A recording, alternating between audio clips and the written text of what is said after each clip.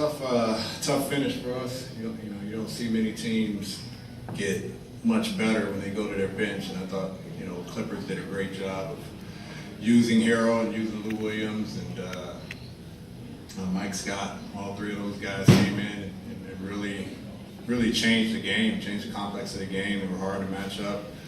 They were aggressive with Harrell getting to the foul line and the space on the side with Lou's penetration and Mike Scott's ability to shoot the three.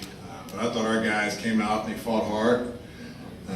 The lack of effort wasn't there. There was no issue with our effort tonight, which was very encouraging. I thought it was really good with our execution. And, we just had a stretch in the middle of the fourth quarter where,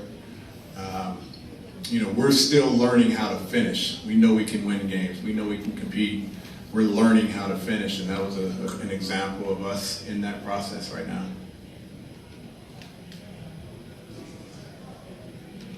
Is that how you look at this growing pains and kind of what's the key to get at it? Yeah, Doc came up to me right after the game and said, my first year coaching in the league, and I believe he was in Orlando, he said, this is what I went through. He said, every night just trying to get your guys. Really, the first challenge is to get the consistency to compete. And now the second challenge is, how do you win? We're not going to blow anybody out. We're not there yet. So we know we're going to be in a lot of close games down the stretch, and that's where leadership, maturity, poise, all those key words come into play of how to finish a game. We've got to execute and value every single possession down the stretch. Defensively, we've got to communicate and be on the same page, all five guys knowing what coverage we're in. And then to finish a possession defensively, it ends with the rebound. And we've got to do it without fouling, and we've got to make sure it's this one shot on every possession. And, those are the components of how you finish for us in a very small sample. And, that's part of the growing pains right now that we're going through. We had a couple leak out opportunities where they got second chance points in the fourth. And we had a couple possessions offensively. We just weren't on the same page. It starts with me just being able to direct that a little bit earlier, a little bit cleaner.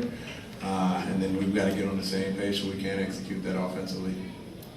The shot wasn't falling for Trey tonight, but what did you like from his game? I liked everything from Trey. Again, I'll never be a make or miss guy. If we got open shots, you got to shoot them. And we'll live with the results. If they're clean shots, they're simple plays, they're in rhythm. And I thought he had a couple good ones. I thought he had a couple tough ones. Trying to score with a Boban at the rim is probably not the most ideal shot. But it's part of basketball. A kid ends up with 25 and 17. I thought he did a great job of just being aggressive right from the start. But I think our shot selection, it starts with our organization. And, again, I'll take the hit on that. We've got to be organized a little bit better down in the fourth quarter. And we'll get the shots we want when we're on the same page. When we're a little discombobulated, that's what you end up with. You just scramble. It's hard to find that easy man and make that simple play, and that was part of our finishing issues for tonight. And Coach, talk about Boban's impact in the fourth quarter there with rebound, what's Alexander doing out there. Yeah, it makes it hard to help. It's hard to play in pick and roll. They're just going to throw it up to the rim. The weak side defenders can't do anything when you're behind Boban and the ball's 10 feet in the air. So it's hard. You got Lou Williams going to the basket, and you're trying to get your hands back so we're not in foul situations, and Boban's rolling, and guys are trying to tag. And any miss, he's cleaning up, but he's just putting so much pressure on what you want to do from a fundamental standpoint. But he did. He came in and impacted the game the way he's supposed to. I thought everybody that they had come off the bench came in and contributed. And that's good for them. It's tough for us.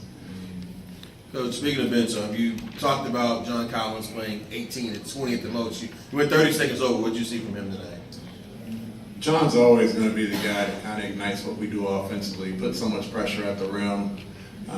Anytime he's in a pick and roll situation, he puts so much pressure on the defense in transition because he runs the floor, he runs to the rim.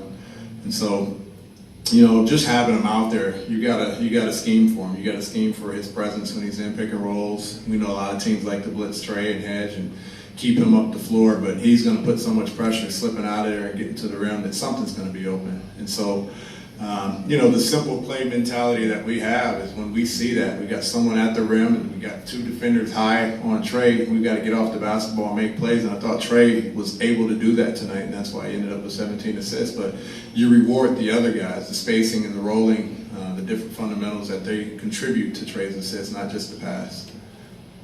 Coach, with Torian missing a little time with the injury, to see him get back out there tonight, particularly in the fourth quarter, and hit some pretty key shots. Was that inspiring, hopeful to see going forward? If anyone makes a shot, I'm inspired.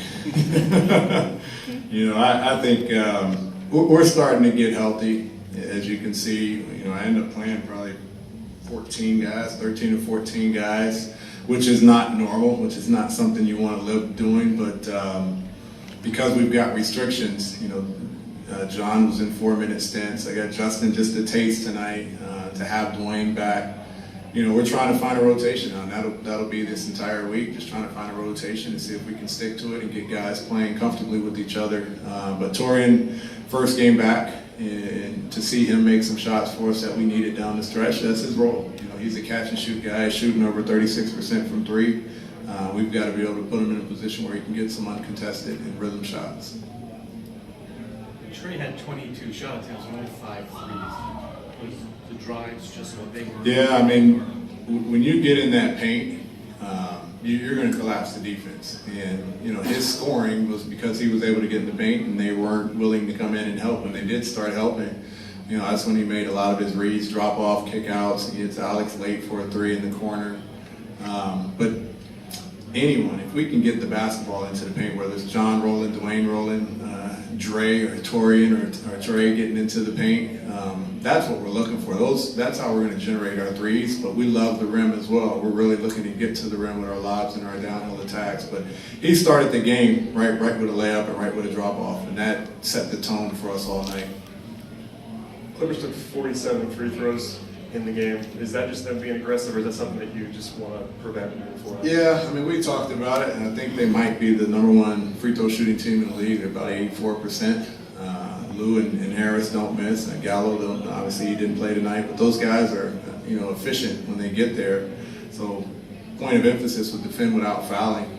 I thought they were aggressive on the boards, 15 or 16 offensive rebounds, second chance opportunities, put a lot of pressure on your defense, getting downhill with their attacks, put a lot of pressure on your defense. And they were relentless, and again, hats off to them for coming in, down 15 in the third, and just fighting their way back to it. But it's tough when you're at home and 47 free throw attempts to anyone, home or road. That's tough when you just give them those easy opportunities.